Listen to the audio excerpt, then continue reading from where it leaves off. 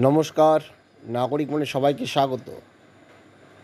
উপরাষ্ট্রপতি পদে যারা প্রার্থী, আমরা সকলেই জানি প্রাক্তন উপরাষ্ট্রপতি জগদীপ ধনখড় শারীরিক কারণেই ইস্তফা দিয়েছেন।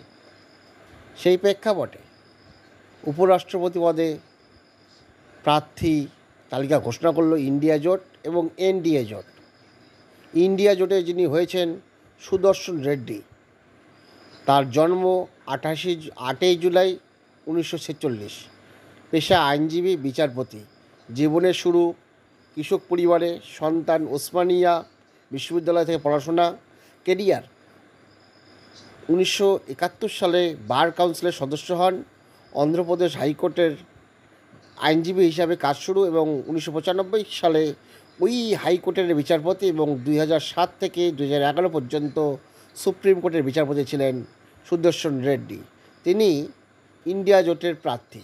অপরদিকে এনডিএ জোটের প্রার্থী সিপি রাধাকৃষ্ণন, জন্ম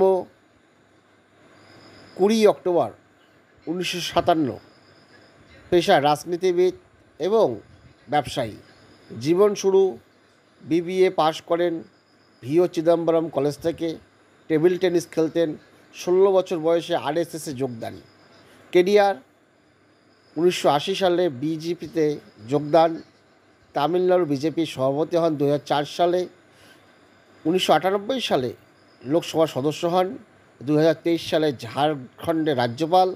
মহারাষ্ট্রের রাজ্যপাল হন 2024 সালের জুলাইয়ে। এখন দেখা যাক এই দুজন উপরাষ্ট্রপতি পদপ্রার্থীর মধ্যে কে শেষ পর্যন্ত জয়ী হন এবং কে উপরাষ্ট্রপতি পদে নির্বাচিত হন।